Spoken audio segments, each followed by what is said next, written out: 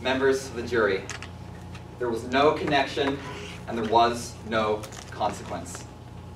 Now, just a few minutes ago, you heard opposing counsel come up here and try to get you to believe a number of things about my client, Mayor Maxwell Heisman. Opposing counsel tried to get you to believe that Max Heisman is un-American, that he is anti-democratic, that he targeted his constituents, and that he stole their right to vote. They tried to convince you that Mayor Maxwell Heisman is liable of election fraud, that he is the architect of a conspiracy to steal votes from their client, Elizabeth Ginger, and that that is the reason that this election fell to Mayor Heisman. Members of the jury, the 2015 mayoral election in Truman Midlands will for a long time be considered one of the closest and most heated in the city's history.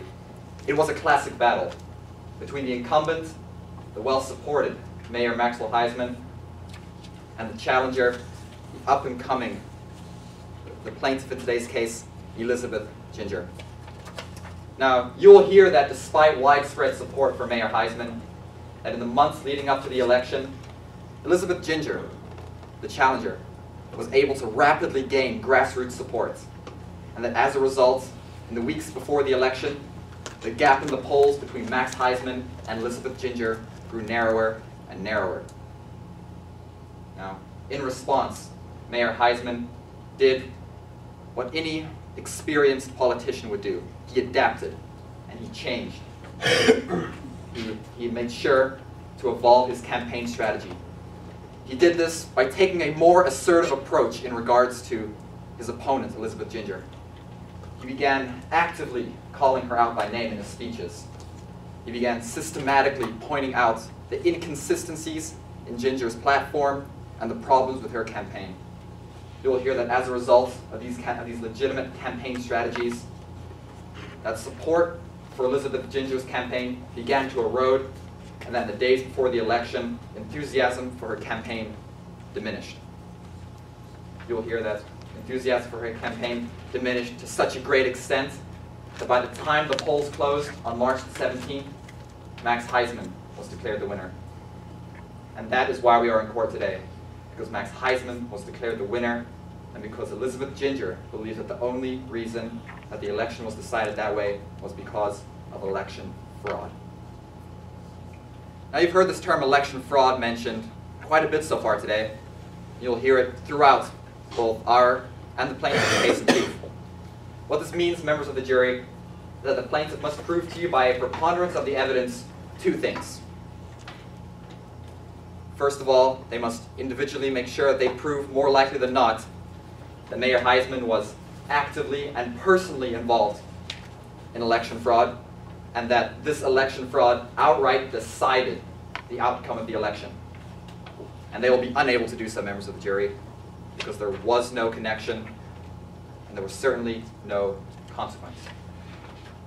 Now, as a defense, we bear no burden of proof in today's case.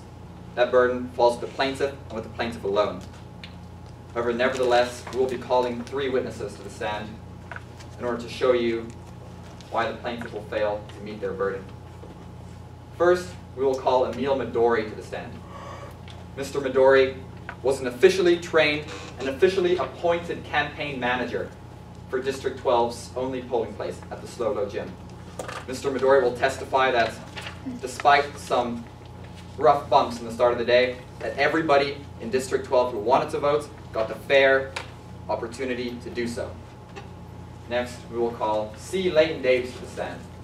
Mr. Davis was a statistics expert who, using his expert methods, conducted a comprehensive audit of the post-election results and looked extensively into whether or not Mayor Max Heisman was personally involved in election fraud.